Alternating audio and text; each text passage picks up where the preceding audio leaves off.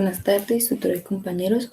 Para este video nos tocó hablar sobre la clasificación ATC, pero en mi caso me corresponde el sistema respiratorio. Vamos a recordar que es el sistema respiratorio. Se conoce con el nombre de aparato respiratorio al conjunto de órganos que intervienen en la respiración, cuya función principal es la captación de oxígeno y la eliminación de dióxido de carbono procedente del metabolismo celular.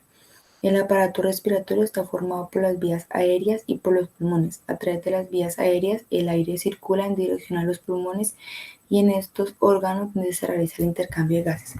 Para tener en cuenta que las vías aéreas se clasifican en dos: en superiores, que van desde la nariz y la boca hasta las cuerdas vocales e incluso la faringe y la laringe. La vía aérea inferior está formada por la tráquea, los bronquios y sus ramificaciones en el interior de los pulmones, que son los bronquiólogos. Aquí están señalados. La fisiología de la nariz es el órgano del olfato situado en el centro de la cara. La parte inferior de la nariz se encuentra por encima del mentón de la boca. Esta nariz está formada por el meato externo, proyección de forma triangular localizada en el centro de la cara. Los orificios nasales son dos cámaras divididas por el tabique nasal formado principalmente por cartílago, hueso y recubierto por membrana mucosa. El cartílago también le da forma y soporte a la parte externa de la nariz. Las fosas nasales son conductos recubiertos por una membrana mucosa y diminutos pelos que ayudan a filtrar el aire.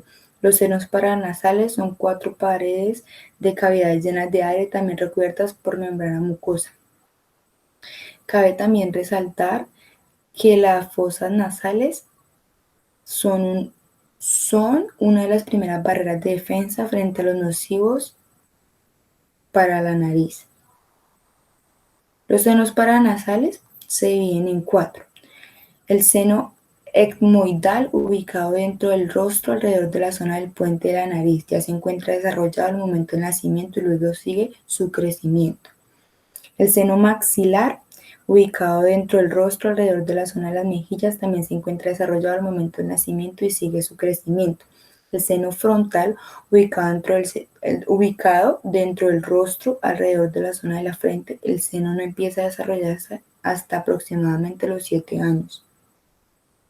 El seno esfenoidal, ubicado en la profundidad de la cara, detrás de la nariz, por lo general no se desarrolla hasta la adolescencia. Y aquí los está señalando.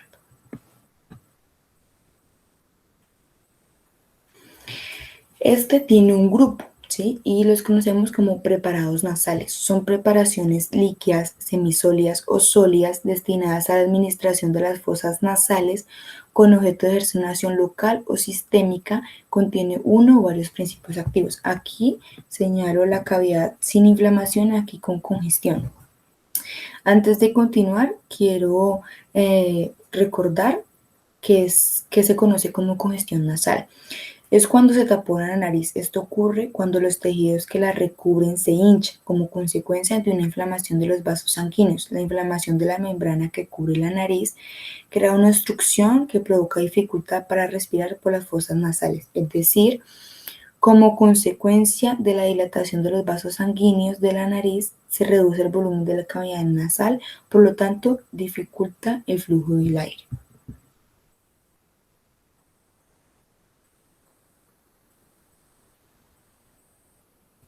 Descongestionantes nasales. Es un fármaco que evita la congestión nasal.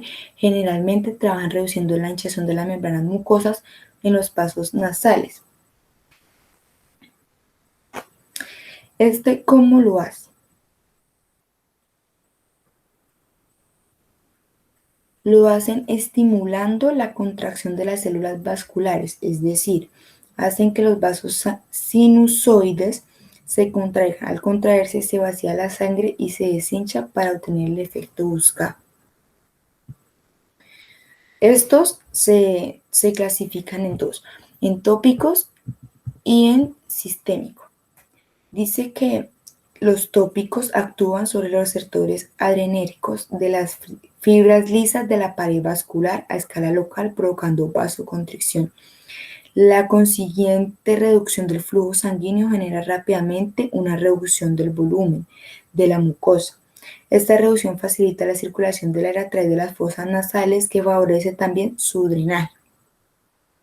El sistémico es un agente que tiene el mismo efecto de disminución de la hinchazón y la promoción del drenaje de los senos. Sin embargo, como consecuencia de las altas concentraciones que están presentes en el torrente sanguíneo, los descongestionantes sistémicos tienen más probabilidad de producir efectos secundarios. Incluye elevación de la presión arterial, ansiedad, dificultad para dormir. Por ello, se debe usar bajo control médico.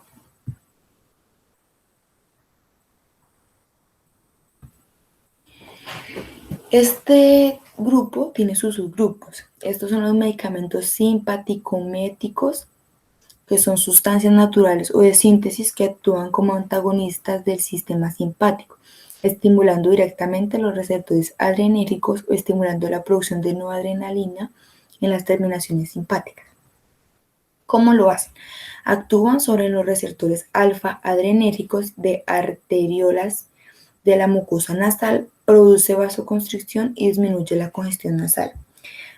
¿Cómo hace la vasoconstricción los medicamentos? Estimulan el sistema nervioso simpático y vacía de sangre los cornetes para poder volver a respirar al eliminar la hinchazón que ocasiona la congestión nasal. Quiero resaltar que son los cornetes. Son una estructura de hueso esponjoso recubiertos por mucosa respiratoria y ubicados en las partes laterales de la cámara nasal. En sus estromas tienen una gran cantidad de vasos sanguíneos, los que permiten que cumplan su función de calentar, humidificar y filtrar el aire que respiramos. Aquí hay algunos ejemplos de ellos. El que más conocemos en el mercado es fenilefrina. Los antialergénicos son los que alivian el goteo nasal, el picazón, el lagrimeo en los ojos, la urticaria, la hinchazón y otros signos o síntomas de las alergias. Aquí mencionamos algunos. ¿Cómo lo hacen? Dice que inhiben la degranulación de hematocitos, impidiendo la liberación de histamina, su sustancia responsable de reacciones de hipersensibilidad. ¿Esto qué quiere decir?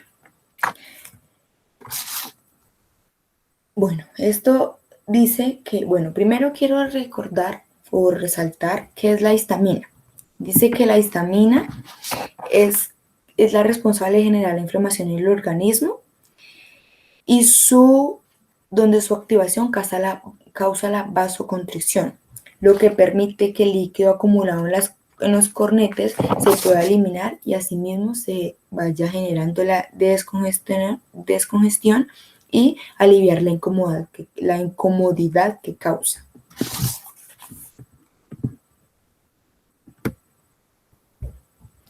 Dice que los corticoides suprimen la inflamación. Esto reduce los signos y síntomas de las afecciones inflamatorias. Dice que él actúa inhibiendo la liberación de mediadores celulares como la histamina, o sea que hace el mismo proceso que el anterior. Actúa como vasoconstrictor, lo que permite que se elimine el líquido acumulado en los cornetes para asimismo eliminar la descongestión y ir aliviando el dolor y la incomodidad que genera esta.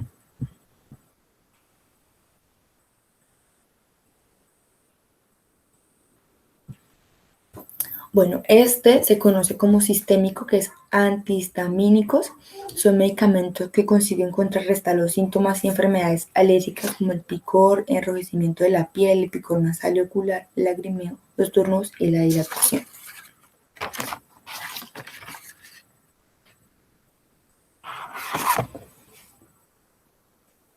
Estos también activan inhibiendo la liberación de la histamina, que es lo que hacen en general estos mismos medicamentos, que es el permitir liberar el líquido por medio de la vasoconstricción, permite liberar el líquido acumulado en los cornetes para eliminar así y descongestionando poco a poco.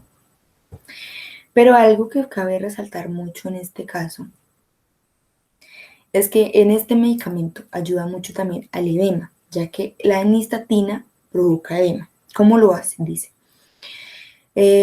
Tales como un daño epitelial producido por toxinas, esta se va a liberar histamina, que inmediatamente produce la dilatación de los vasos sanguíneos y provoca edema por extravasación de líquidos y proteínas plasmáticas.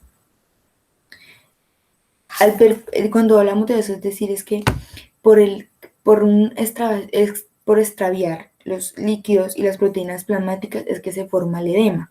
Por ello, la vasoconstricción ayuda a la descongestión y al ir mejorando poco a poco el edema para que vaya fluyendo los líquidos a su puesto natural, que eso se conoce como permeabilidad vascular, que dice que se caracteriza por la capacidad de la pared capilar sanguínea para permitir el flujo de moléculas pequeñas, medicamentos, nutrientes y agua, y entre otros.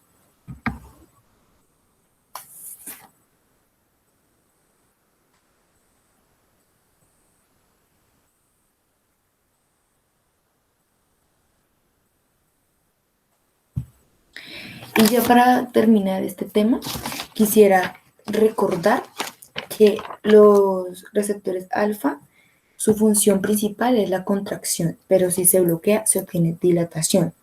Y los receptores beta, su función principal es la dilatación, pero si se bloquea, se obtiene contracción.